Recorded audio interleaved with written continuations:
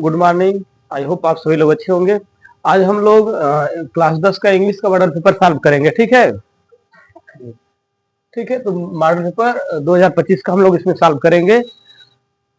तो चलिए हम प्रश्न इसमें दिखा रहे हैं कैसे आपका प्रश्न आया है, कैसे उसको सॉल्व करेंगे। ठीक है, देखिए आपका कुछ ऑब्जेक्टिव टाइप प्रश्न है, पहले उसको बता रहे हैं फिर आगे हम बताएंगे। ठीक है, देखिए आपका इसमें प्रश्न लिखा गया है, कह रहा है कि choose the correct option of the following answer. ठीक है, तो पहला आपका है प्रश्न दिया गया है, कह रहा है कि the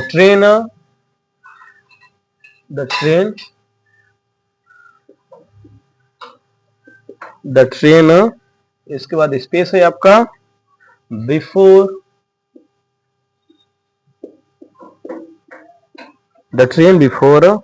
he reached the station. ठीक है, यह सेंटेंस दिया गया है। इसमें ऑप्शन देखिए क्या क्या ऑप्शन आपका ए है, इसमें लिखा गया स्टार्ट्स है। बी आपका ऑप्शन दिया है, इसमें स्टार्टेड है। सी आपका ऑप्शन दिया है हैड स्टार्टेड।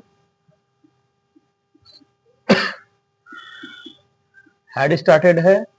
ठीक है, एंड फोर्थ आपका ऑप्शन दिया है, इसमें लिखा गया है will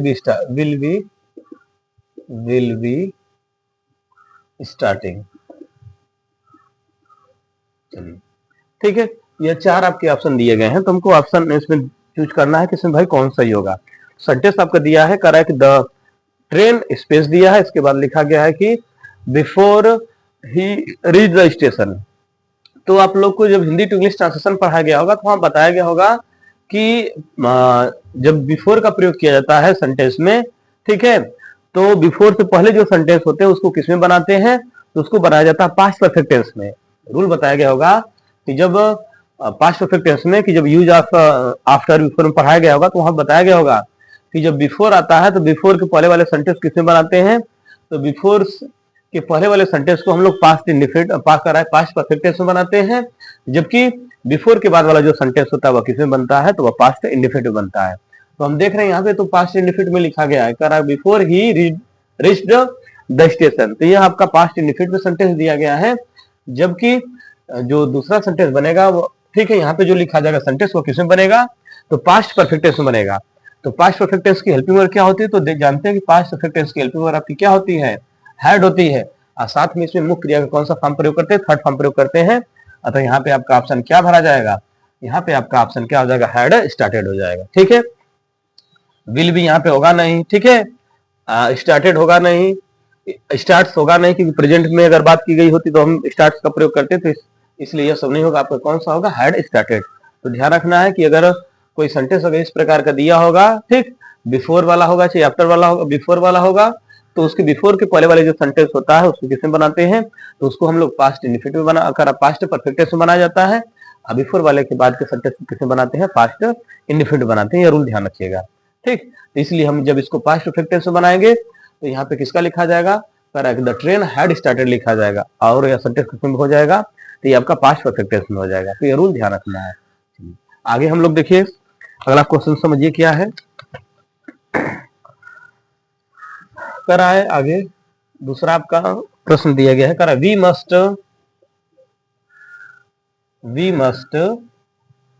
we must help the poor. कर रहा है वी मस्ट हेल्प, स्पेस दे दिया है, कर रहा है कि पुअर। ठीक है भाई, अब यहाँ पे किसका प्रयोग किया जाएगा, ऑप्शन आपका ए दिया है, समझिए ए दिया, इसमें ए का प्रयोग करना है। बी आपका ऑप्शन है, कर रहा है एन का प्रयोग करना है। सी आपका ऑप्शन दिया है जिसमें लिखा गया द का प्रयोग करना है, एंड थर्ड आपका ऑप्शन है, ठीक है, करेक्ट, फोर्थ आपका ऑप्शन है ऑल। ठीक है, कह रहा ही मस्ट हेल्प पुअर। तो भाई यहाँ पे देखिए ए का प्रयोग कब करते हैं, तो बताया गया होगा आपको आर्टिकल के बारे में कि ए का प्रयोग कब करते हैं, जब हम कोई जो नाउन होता है उसका अगर प्रोनाउंसिएशन करते समय, ठीक है, अगर वावेल करेक्ट कॉन्सोनेंट साउंड आता है तो हम लोग किसका प्रयोग करते हैं, ए का प्रयोग करते हैं। ठीक है, बताया गया होगा अगर कोई नाउन को, ठीक, अगर कोई नाउन दिया गया हो उस नाउन का प्रोनाउंसिएशन करते समय अगर कॉन्सोनेंट साउंड आता है तो उसके लिए हम किसका प्रयोग करते हैं, ए का प्रयोग करते हैं। अगर वावेल साउंड आता है तो हम लोग किसका प्रयोग करते हैं, एन का प्रयोग करते हैं। ठीक है, तो भाई यहाँ पे तो पुअर लिखा गया है, ठीक है, तो हम ए का प्रयोग माने है, लेकिन हमें ए का प्रयोग नहीं करेंगे, ही हेल्प ए पुअर, ठीक है, तो ये नहीं होगा। अब यहाँ पे लिखा गया एन, एन का प्रयोग मतलब हम बताएं कि कॉन्सोनेंट का वावेल साउंड होता है तब करते हैं। ए मतलब होता है एक वचन के लिए सिंगुलर, ध्यान रखना ए का प्रयोग कब करते हैं, तो कह रहा है कि जब जो नाउन हो कैसा हो, सिंगुलर हो, ठीक है, सिंगुलर हो, ठीक है, और कैसा हो, तो कह रहा है भाई उसका जो प्रोनाउंसिएशन हो कॉन्सोनेंट हो।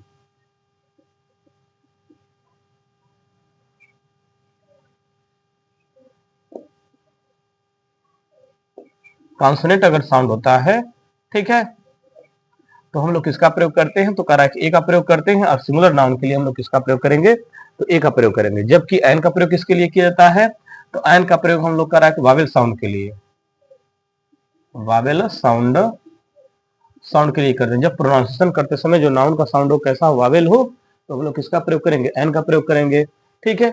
अब यहाँ भाई पुअर बता रहा है, भाई सभी के बारे में बता रहा है ना, ठीक है, तो हम लोग किसका प्रयोग करेंगे, तो यहाँ पर हमारा किसका प्रयोग होगा, तो यहाँ पर हम लोग प्रयोग करेंगे, आपका कौन सा ऑप्शन सही होगा, यहाँ पे द लिखा जाएगा, we must help the poor, ठीक है। जबकि आल का प्रयोग कब करते हैं, तो आल का प्रयोग भाई हम लोग करा है कि आल का प्रयोग हम कब करते हैं, तो जब हमारा प्लूरल नाउन होता है, ठीक, यहाँ पे पुअर लिखा गया माने सिंगुलर ऐसा कुछ है, ठीक है, इसका प्रयोग नहीं करेंगे, ठीक। तो ध्यान रखना है कि हमारा ऑप्शन कौन सा सही होगा, तो यहाँ पे द का प्रयोग सही होगा, ठीक है। तो ध्यान रखिएगा यहाँ पे क्या हो जाएगा, we must help the poor लिखा जाएगा, ठीक। तो ऐसे यह आपका ऑप्शन सही हो गया। चलिए अगला देखिए प्रश्न, क्वेश्चन नंबर अगला देखिए,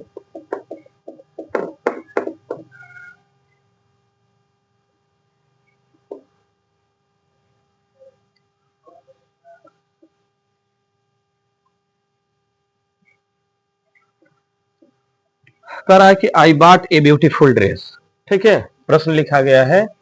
अगला प्रश्न है कि I bought I bought I bought I bought a beautiful I bought a beautiful dress, I bought a beautiful dress पूछ रहा है इसमें कि व्हाट इज ब्यूटीफुल, ठीक है, यहाँ ब्यूटीफुल क्या है पूछ रहा है कि व्हाट इज ब्यूटीफुल, ठीक है, कह रहा है I bought a beautiful dress, तो यहाँ पे प्रश्न है, कह रहा है कि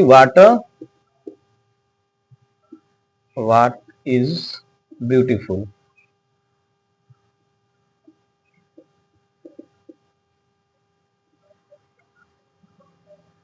इन इट, ठीक है। अब देखिए सेंटेंस में कोई पूछ रहा है भाई कि ब्यूटीफुल क्या है, तो कह रहा है कि I bought a beautiful dress, इसमें ऑप्शन दिया आपका, ऑप्शन है कह रहा नाउन है, ठीक है, बी आपका ऑप्शन दिया है, कह रहा है कि वर्ब है, ठीक है, सी आपका ऑप्शन दिया है प्रीपोजिशन है,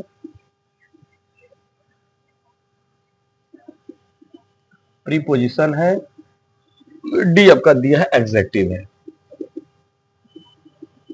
डी आपका क्या है, एग्जेक्टिव है।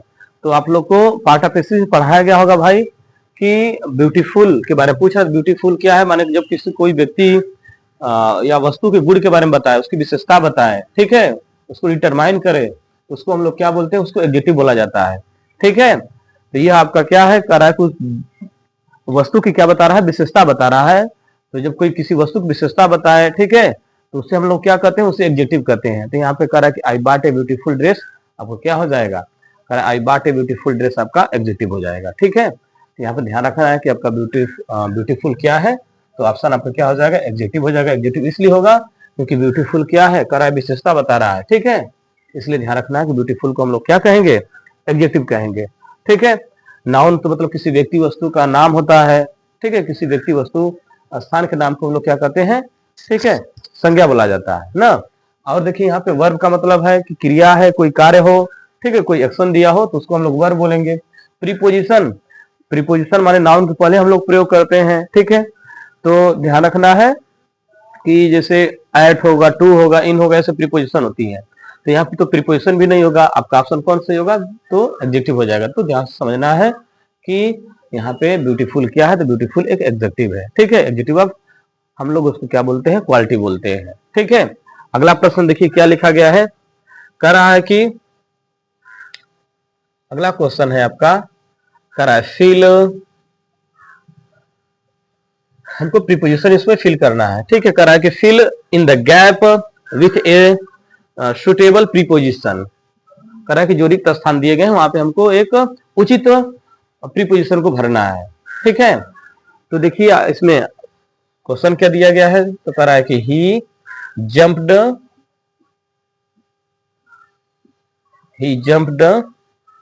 आपका स्पेस दिया गया है। कह रहा है कि the well to save his child,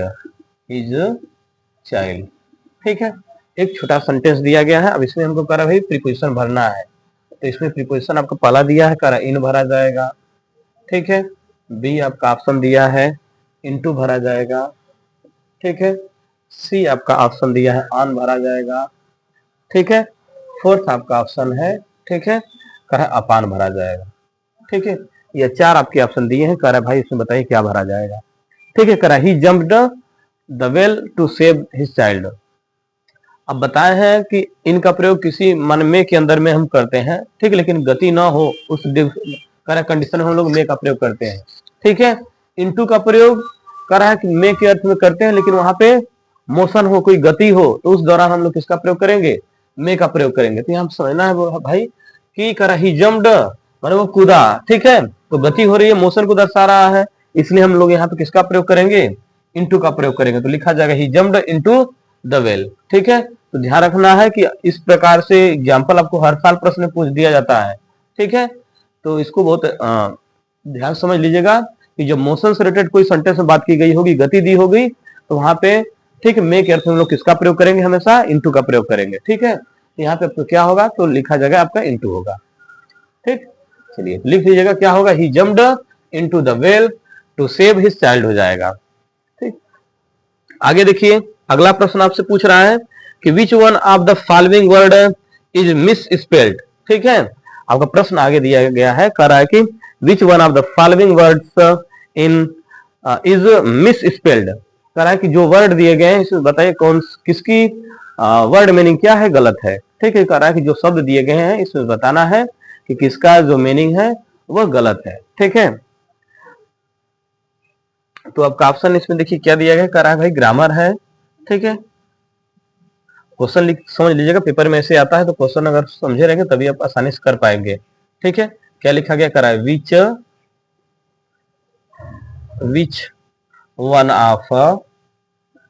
one of the following words is misspelled, ठीक है। ये आपका क्वेश्चन कह रहा है, ऑप्शन इसमें पूछ रहा है भाई कौन सा सही होगा। देखिए ग्रामर लिखा गया है,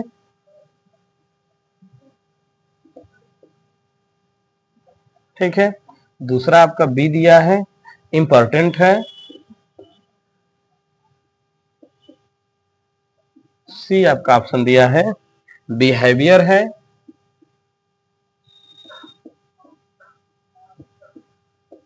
डी आपका ऑप्शन दिया है ऑनर है, ठीक है। ये चार आपके ऑप्शन दिए गए हैं, इसमें से किसकी मीनिंग क्या है, गलती है, बताना हमको है। तो देखिए यहाँ पे कह रहा है कि ग्रामर लिखा गया है, इंपॉर्टेंट लिखा गया है, बिहेवियर लिखा गया, ऑनर लिखा गया है। तो बताइए भाई इसमें से किसकी मीनिंग गलती है, ठीक है। तो चलिए देखा जाए भाई इसमें कौन सा वर्ड गलती है। तो हम देख रहे हैं ऑनर, HONOR, ऑनर वन सम्मान होता है, सही दिया है, ठीक है।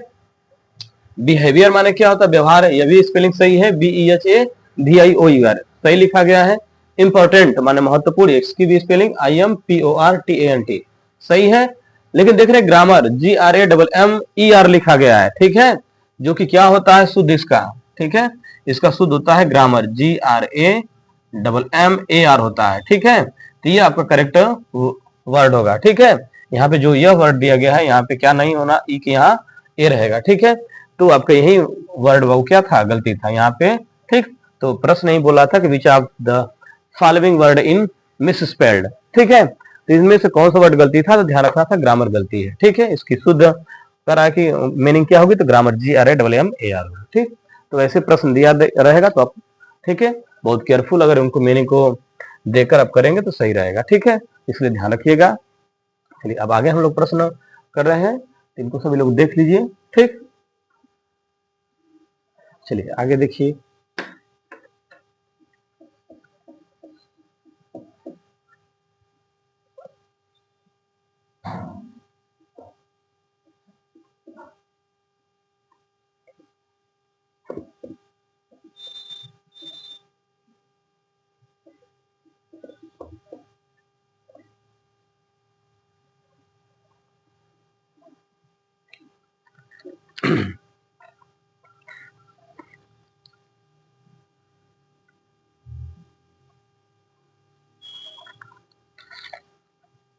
ठीक है, आगे हम कुछ ग्रामर का प्रश्न बता रहे हैं, ठीक है, और बाकी आपके अनसिन पैसेज का दिया है, तो अनसिन पैसेज को भाई यहाँ पे लिख कर समझाना रहेगा तो दिक्कत होने लगेगी, ठीक है, बहुत ज्यादा समय चला जाएगा, फिर लिख कर बताएंगे तो नहीं हो पाएगा, ठीक है, तो इसलिए हम डायरेक्ट आप ग्रामर के कुछ भाग को बता रहे हैं। देखिएगा ग्रामर का क्या दिया है, करा है rewrite the following sentence by changing into indirect speech. प्रश्न आपका दिया है, करा है कि rewrite the following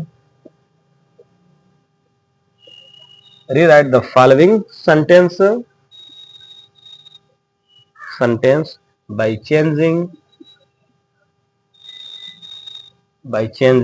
into indirect speech, ठीक है, ये आपका क्वेश्चन दिया है, करा rewrite the following sentence by changing into indirect speech. Question क्या दिया है, तो करा मोहन, ठीक है, said to me comma double comma दिया है, व्हाट आर यू डूइंग, ठीक है, क्वेश्चन मार्क डबल कॉमा, ये आपका सेंटेंस दिया गया है, ठीक है, डायरेक्ट नरेशन का सेंटेंस है या डायरेक्ट स्पीच का सेंटेंस है, इसमें बदलना है, इनडायरेक्ट में बदलना है। करा Mohan said to me what are you doing, ठीक है, ये सेंटेंस आपको दिया है, करा है rewrite the following sentence by changing into indirect speech, इसको किसमें बदलना है, इनडायरेक्ट स्पीच में बदलना है, ठीक है, या इनडायरेक्ट नरेशन में बदलना है। तो कह रहा है कि Mohan said to me what are you doing, तो देखिए भाई यहाँ पे जो मोहन सेड टू मी लिखा गया है, या कि इसको क्या बोलते हैं, तो पहले समझ लीजिएगा, इसको हम लोग बोलते हैं, यहां समझिएगा, इसको बोला जाता है, इसको हम लोग बोलते हैं रिपोर्टिंग वर्ब बोला जाता है, इसको क्या कहते हैं, तो इसको रिपोर्टिंग वर्ब बोला जाता है, माने कहने वाली, ठीक है, कहने वाली क्रिया कहते हैं, कहने वाली क्रिया कहा जाता है, ठीक है, क्यों कहा जाता है, क्योंकि इसमें क्रिया हमेशा क्या होती है, सेड होती है, ठीक है, ध्यान रखना है कि रिपोर्टेड कराए रिपोर्टिंग वर्ब जो होता है, रिपोर्टिंग वर्ब में हमेशा एक क्रिया होती है जिसको हम लोग सेड कहते हैं, इसलिए इसका नाम रख दिया गया है रिपोर्टिंग वर्ब, माने कहने वाली क्रिया, ठीक है, और यह रिपोर्टिंग वर्ब का क्या बोला जाएगा, यह रिपोर्टिंग वर्ब का सब्जेक्ट मोहन क्या है, तो मोहन को हम लोग रिपोर्टिंग वर्ब का सब्जेक्ट बोलते हैं, यह आपका मेन वर्ब है, टू प्रीपोजिशन है, और मी क्या है, तो मी ध्यान रखना है इनडायरेक्ट ऑब्जेक्ट है, ठीक है, तो ये सब समझते रहिएगा, ठीक, कि मी क्या आपका है, तो मी आपका इनडायरेक्ट स्पीच इनडायरेक्ट ऑब्जेक्ट बोला जाएगा, टू प्रीपोजिशन है, सेड आपका क्या है, तो सेड आपका मेन वर्ब है, जो बताएं कि रिपोर्टेड स्पीच में हमेशा यह रिपोर्टिंग वर्ब में हमेशा यह जुड़ी होती है, ठीक है, इसलिए यहाँ पे लिखा गया है रिपोर्टिंग वर्ब, माने कहने वाली क्रिया, यह हमेशा रहेगी, माने जब कोई बात हम कहेंगे तभी हम लोग उसका डायरेक्ट से इनडायरेक्ट बना पाएंगे, ठीक है, इसलिए इसका हो रहना अनिवार्य है। तो लिखा गया मोहन सेड टू मी, ठीक है, व्हाट आर यू डूइंग, तो पहले इसको समझ लीजिए, यह क्या था, रिपोर्टिंग वर्ब था, इसको हम लोग क्या बोलते हैं, तो जो डबल कॉमा के अंदर सेंटेंस होता है, ठीक है, उस सेंटेंस को हम लोग क्या बोलते हैं, या डबल कोट्स के अंदर जो सेंटेंस होता है उसे क्या कहते हैं, तो उसे रिपोर्टेड स्पीच बोला जाता है, उसे क्या बोलते हैं, उसे रिपोर्टेड स्पीच बोला जाता है, इस सेंटेंस को क्या कहते हैं, इसे रिपोर्टेड स्पीच कहते हैं, ठीक है। अब देखिए ये आपका रिपोर्टेड स्पीच हो गया, या रिपोर्टिंग वर्ब हो गया, ठीक। अब जब हमको करेक्ट इनडायरेक्ट नरेशन बदलना हो, इनडायरेक्ट स्पीच बदलना हो, तो भाई हमको पहले पता होना चाहिए कि सेंटेंस कौन सा है, फिर टेंस कौन सा है, उसके अकॉर्डिंग हम लोग बदलेंगे। तो हम देख रहे हैं भाई कि लिखा गया व्हाट आर यू डूइंग, माने आर लगा है तो ये किस टेंस की हेल्पिंग वर्ब है। तो हम देख रहे हैं भाई ये जो सेंटेंस लिखा गया है, जो यह सेंटेंस है वो किसमें है, ये जो सेंटेंस है कौन सा है, तो इंट्रोगेटिव सेंटेंस है, इंट्रोगेटिव सेंटेंस है। ठीक है, इंट्रोगेटिव का कौन है, तो इसको बोलते हैं WH type question word, WH type question word बोला जाता है, WH टाइप क्वेश्चन वर्ड बोलते हैं जो यह इंट्रोगेटिव सेंटेंस है। ठीक, माने यह जो सेंटेंस है वो कौन सेंटेंस है, तो यह इंट्रोगेटिव सेंटेंस है और इंट्रोगेटिव सेंटेंस है। ठीक है, तो ध्यान रखना है ये इंट्रोगेटिव का सेंटेंस दिया हुआ है। ठीक है, यह इंट्रोगेटिव सेंटेंस, तो इंट्रोगेटिव में कौन सा है, तो इसको हम लोग बोलते हैं WH टाइप क्वेश्चन वर्ड। ठीक है, ये आपका बोला जाता है WH टाइप क्वेश्चन वर्ड। ठीक है, और बात करें भाई टेंस कौन सा है, तो ये जो टेंस है, ठीक है, माने जो सेंटेंस दिया गया है वो किस टेंस में है, तो इसको हम लोग बोलते हैं प्रेजेंट कंटिन्यूअस, प्रेजेंट कंटिन्यूअस या प्रेजेंट इम्परफेक्ट बोला जाता है, इम्परफेक्ट टेंस में है। ठीक, क्योंकि इसकी हेल्पिंग वर्ब क्या होती है, इसकी helping verb is, am, are होगी, साथ में मेन वर्ब का फुल फॉर्म रहेगा या ING फॉर्म रहेगा। ठीक है, इतना ध्यान रखिए कि नरेशन बनाने से पहले हमको इतनी बेसिक जानकारी पता होना चाहिए कि रिपोर्टिंग वर्ब जो दिया है, ठीक, इसको रिपोर्टिंग वर्ब बोलते हैं, इसको रिपोर्टेड स्पीच बोला जाता है। करा कि जो ये सेंटेंस दिया गया है वो कौन सा है। ठीक है, तो ध्यान रखना है कि ये सेंटेंस है। ठीक है,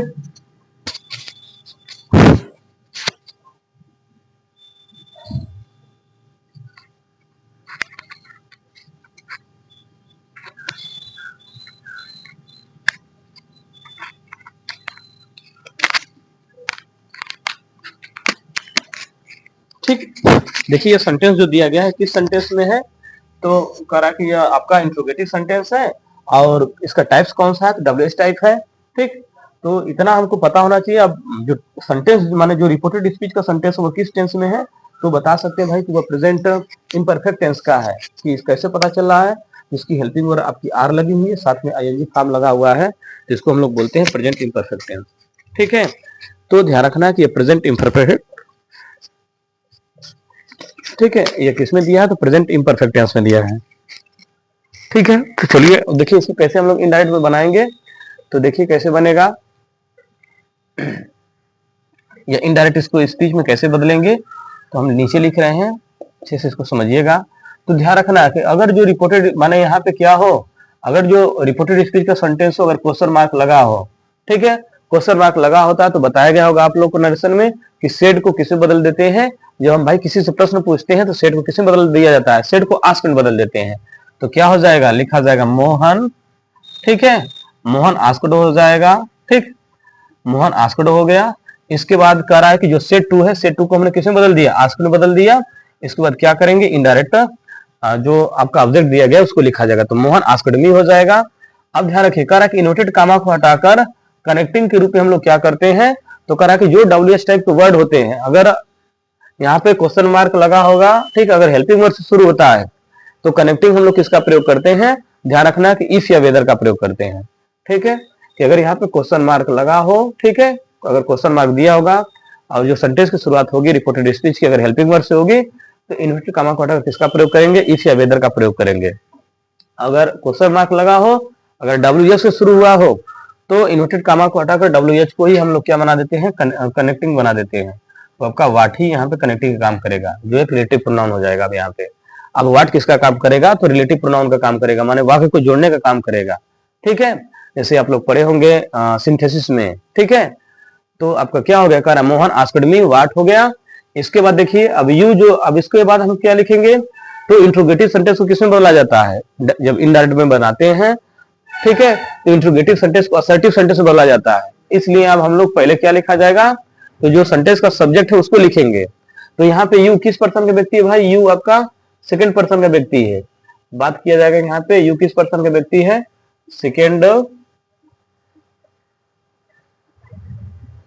पर्सन का व्यक्ति है। और जब सेकंड पर्सन का व्यक्ति होता है तो सेकंड पर्सन के व्यक्ति को किसके अकॉर्डिंग बदलते हैं, रिपोर्टिंग वर्ब के ऑब्जेक्ट के अकॉर्डिंग बदला जाता है। ध्यान रखना है कि आपको रूल बताया गया होगा सन बटा के 1 2 3, सन बटा के 1 2 3। अगर सेकंड पर्सन का व्यक्ति हो किसके अकॉर्डिंग बदलेगा, ऑब्जेक्ट के अकॉर्डिंग।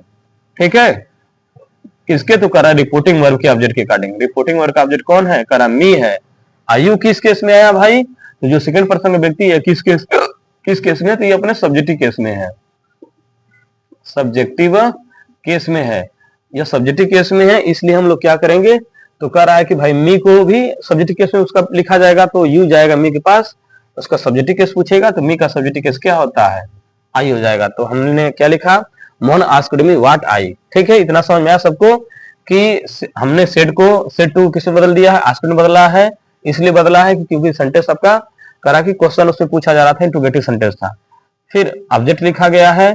फिर बताया कि इन्वर्टेड कॉमा को हटाकर जो डबल एस टाइप के वर्ड होते हैं तो कनेक्टिंग उन्हीं को बना देते हैं, तो हमने व्हाट ही को बना दिया।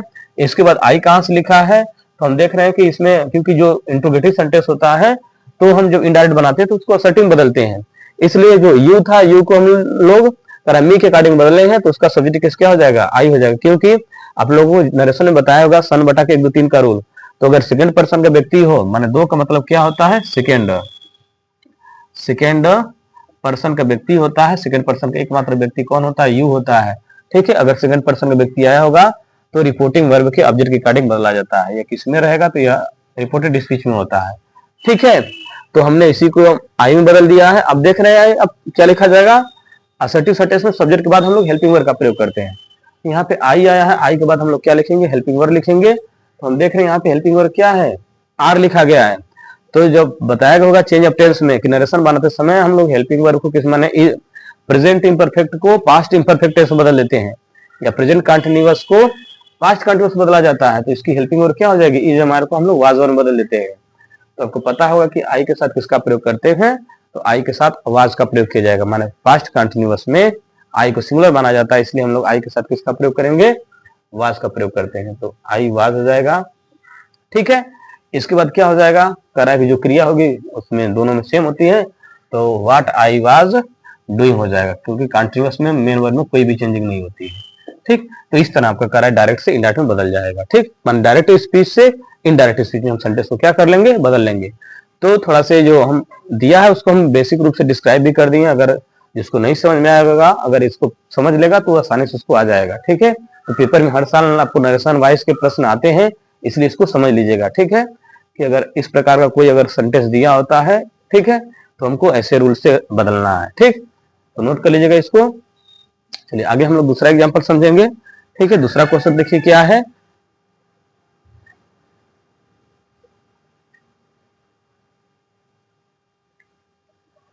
ठीक है, तो यहाँ पे लिखा गया Mohan asked me what I was doing हो जाएगा। ठीक, इसको वाज में क्यों बदले हैं, तो भाई ध्यान रखना कि अगर प्रेजेंट कंटिन्यूअस का सेंटेंस होता है तो इनडायरेक्ट स्पीच में बदलते समय उसको पास्ट कंटिन्यूअस बदल देते हैं। तो आई है सब्जेक्ट, आई के साथ हम लोग किसका प्रयोग करेंगे, तो आई को पास्ट में सिंगुलर माना जाता है, इसलिए हेल्पिंग वर्ब हमने क्या लिखा है, वाज लिखा है। और पास्ट कंटिन्यूअस में क्रिया में करा है कि जो प्रेजेंट कंटिन्यूअस को जो पास्ट कंटिन्यूअस में बदलते हैं तो मेन वर्ब के फॉर्म में कोई भी चेंजिंग नहीं होती, क्योंकि उसमें हम लोग क्या करते हैं, प्रेजेंट पार्टिसिपल फॉर्म का प्रयोग करते हैं, इसलिए जो फॉर्म है वही रहेगा। तो आपका क्या हो जाएगा, डूइंग हो जाएगा। ठीक, और अंत में क्वेश्चन मार्क को हटाकर किसका प्रयोग कर दिए, फुल स्टॉप का प्रयोग कर दिए हैं।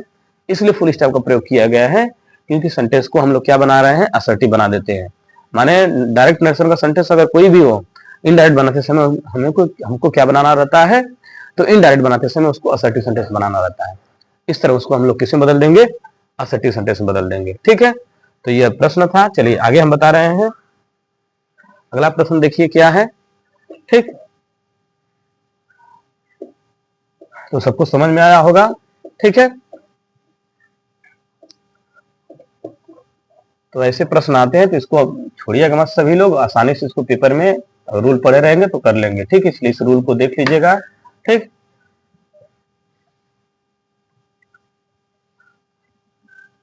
आगे देखिएगा आगे क्या प्रश्न कर रहा है। देखिए लिखा गया आगे सेंटेंस कर रहा है कि change the following into passive voice. लिखा गया आपका sentence change the following into passive voice, passive voice. ठीक है, change the following into passive voice. माने अब जो सेंटेंस दिया है उसको किस में बदलना है, पैसिव वॉइस में बदलना है। सेंटेंस भाई क्या दिया है, देखिए कह रहा why did not, why did not, गलती लिखा गया है, why did he not help me question mark. ठीक है, अब इस सेंटेंस को किसमें बदलना है हम लोग को, अब इस सेंटेंस को हम लोग को पैसिव वॉइस में बदलना है। ठीक है, तो चलिए अब भाई इसको पैसिव वॉइस में बदला जाए, कैसे बदला जाएगा देखिए। अब यहां पे रूल क्या होगा,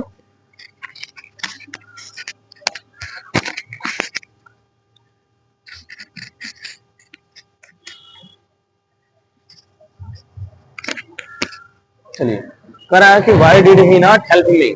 ठीक है, why did he not help me. अब इसको हमको पैसिव वॉइस बनाना है। ये सेंटेंस किसमें दिया है, एक्टिव वॉइस में दिया है। ठीक है, बनाना किसमें है, पैसिव वॉइस में दिया है, बनाना है। ठीक है ना, सेंटेंस किसमें है, इंट्रोगेटिव सेंटेंस में है। तो रूल क्या है कि भाई जो क्वेश्चन वर्ड अगर दिया होता, डब्ल्यूएच टाइप वर्ड दिया होता उस, ठीक है, अगर क्या हो, ध्यान रखना है कि अगर हु रहता हो, ठीक है, हु रहेगा अगर पैसिव एक्टिव वॉइस में, तो इनडायरेक्ट बनाते समय, अरे कर उसको पैसिव बनाते समय किसमें बदल देना है, उसको बाई हु में बदल देते हैं। ठीक है, हु रहेगा तो किसमें बदल दिया जाएगा, बाई हु में। अगर पैसिव वॉइस का कोई सेंटेंस दिया हो और उसमें जो प्रश्न हो, डब्ल्यूएच टाइप का जो वर्ड हो वो क्या हो, अगर हु होगा तो उसको किसमें बदल देते हैं, उसको हम लोग चेंज कर देंगे बाई हुम में। और क्या हो तो ध्यान समझना है कि अगर हुम होगा, ठीक है, अगर हुम होता है तो उसको किस में बदल देते हैं, उसको हु में बदल देते हैं। ठीक, समझ में आया। ये दो रूल आप इनको दोनों को ध्यान रखिएगा। ठीक है, कि अगर आपका एक्टिव वॉइस में अगर हु आता है तो पैसिव वॉइस में बदलते समय उसको बाई हु में बदलते हैं। अगर हुम रहता है तो उसको किस में बदल देते हैं, उसको हु में बदल देते हैं। कितना चीज समझ में आई। तो चलिए आगे हम देखिए। अब पहले तो पैसिव वॉइस बनाते समय पहले हमको सेंटेंस समझना है, टेंस समझना है। तो सेंटेंस तो हम देख लें भाई कि वो कौन सा सेंटेंस है, क्वेश्चन मार्क लगा हुआ है, इंट्रोगेटिव है।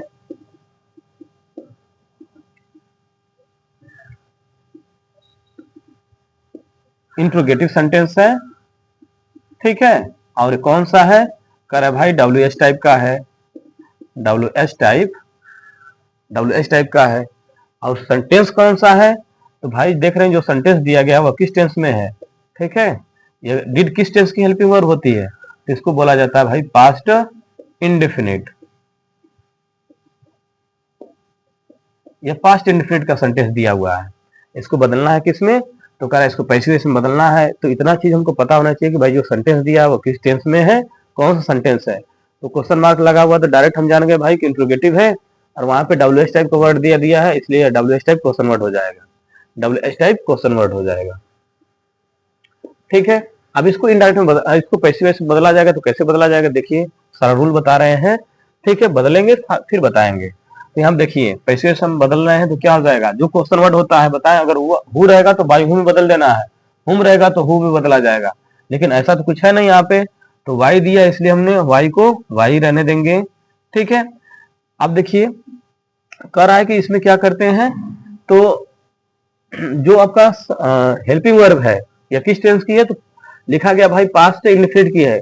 तो हम लोग एक्टिव वॉइस से पैसिव में बनाते समय, ठीक है, करा कि अगर प्रेजेंट पास्ट इंडेफिनिट की है तो पैसिव बनाते समय हम लोग पास्ट कंटीन्यूअस की हेल्पिंग वर्ब का प्रयोग करते हैं। माने यहाँ पे किसका प्रयोग कर दिया जाएगा, वाज और वर का प्रयोग करेंगे। ठीक है, माने पैसिव वॉइस में पास्ट इंडेफिनिट की अब हेल्पिंग वर्ब क्या हो जाएगी, तो ध्यान रखना है कि वाज और वर होती है।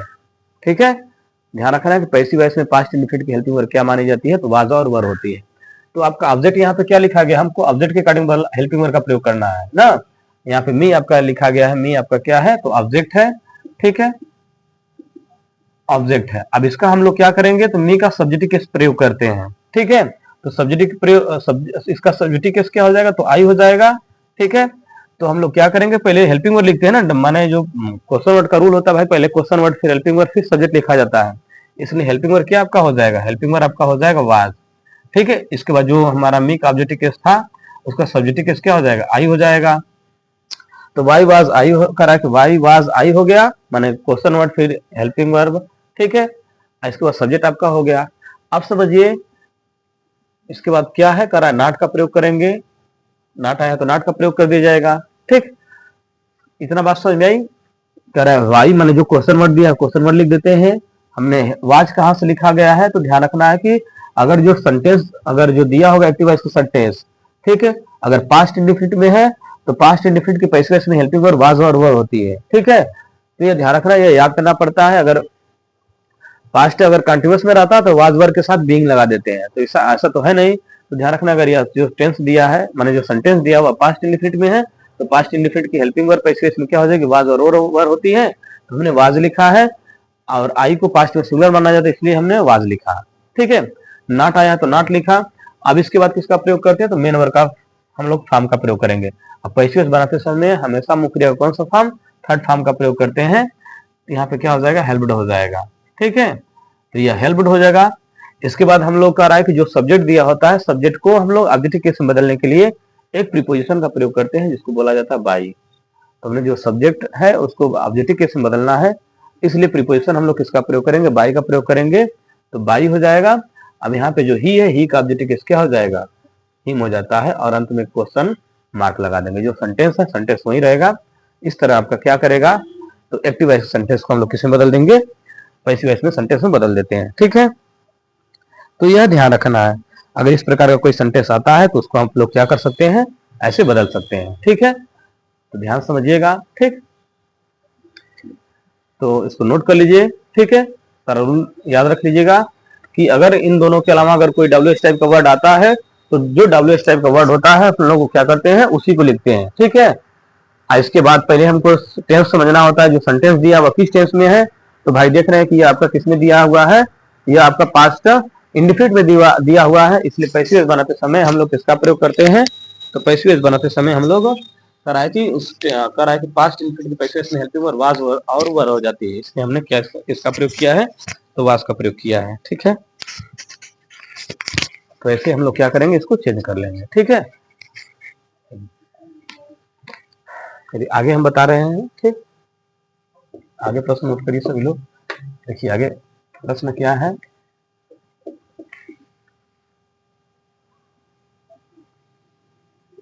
अगर आप मॉडल पेपर हम सॉल्व करा रहे हैं, अगर डेली आप अगर इनका एनालिसिस देख लेते हैं तो आप आसानी से पेपर में कर लेंगे, एक भी प्रश्न नहीं छूटेगा ग्रामर से रिलेटेड, ठीक है। इसलिए ध्यान रखिएगा, अगर ग्रामर से रिलेटेड कोई प्रश्न आते हैं तो आसानी से क्या होंगे, कर लेंगे, ठीक है। चलिए आगे प्रश्न देखिए। आगे क्वेश्चन क्या दिया है, कर पंचुएट द फॉलोइंग, प्रश्न लिखा गया है। अगला क्वेश्चन है पंचुएट द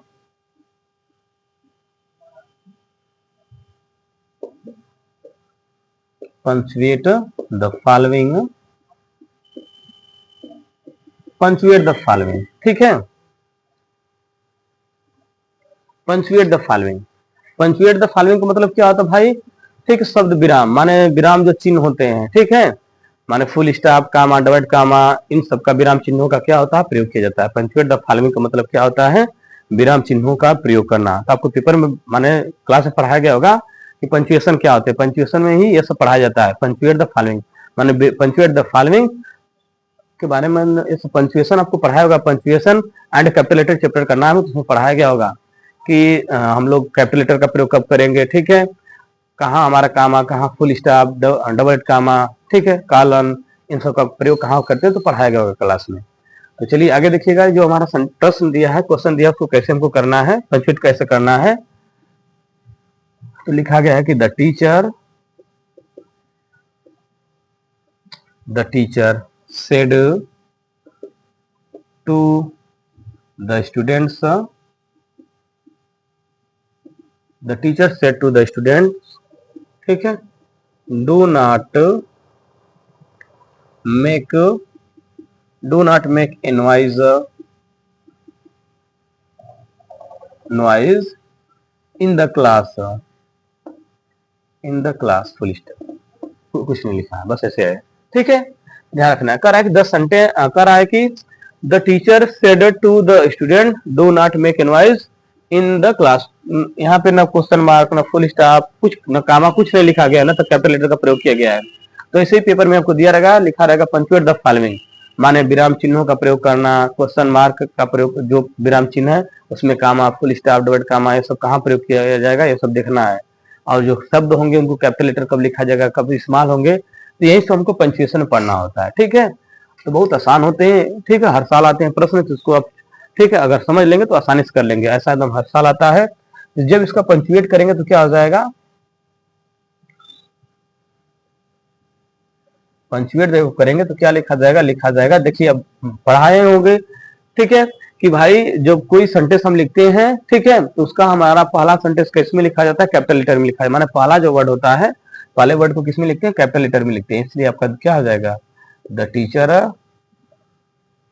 सेड हो जाएगा, ठीक, द टीचर सेड, ठीक है, टू द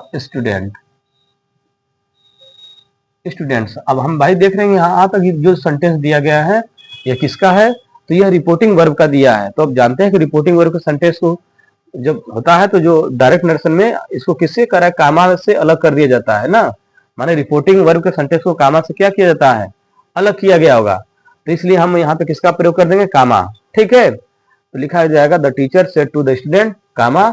अब फिर इसके बाद जो रिपोर्टेड स्पीच का सेंटेंस होता है उसको किसमें लिखा जाता है, उसको डबल एंड कामा के अंदर लिखते हैं।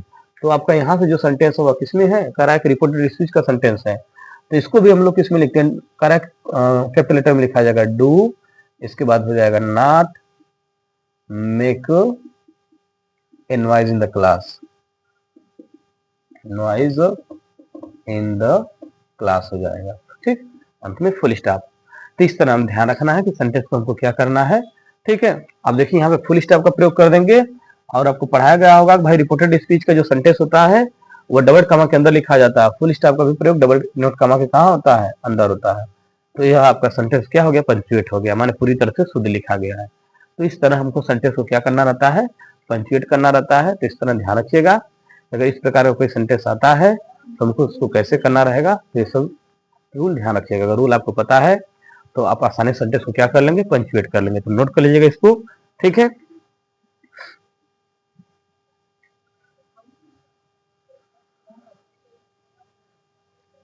ठीक है, अब आगे हमको पढ़ना है हिंदी टू इंग्लिश ट्रांसलेशन के बारे में, ठीक है। तो इसको सभी लोग समझ लीजिए, ठीक है, कि अगर पंक्चुएशन आएगा तो आपको जितने ग्रामर के भाग होते थे ऐसे सब बहुत आसान होते हैं। अगर आप समझे रहेंगे या क्लास को अगर आप समझ लिए हैं तो आप एक भी प्रश्न को नहीं छोड़ सकते हैं, ठीक है। इसलिए इसको अच्छे से अगर आप पढ़ना चाहेंगे तो इसको देख लीजिएगा क्लास को, ठीक। तो ध्यान रखिएगा, अगर वीडियो अच्छी लगी होगी तो चैनल को सब्सक्राइब कर दीजिएगा और अधिक से अधिक वीडियो को शेयर कर दीजिएगा। और जो भी आपके क्लासमेट हो, ठीक है, बोर्ड के पेपर देने वाले हो, तो उनको यह वीडियो शेयर कर दीजिएगा ताकि वो भी इस वीडियो को देखकर, ठीक है, जो भी उनकी समस्या है उसको दूर कर ले, ठीक है।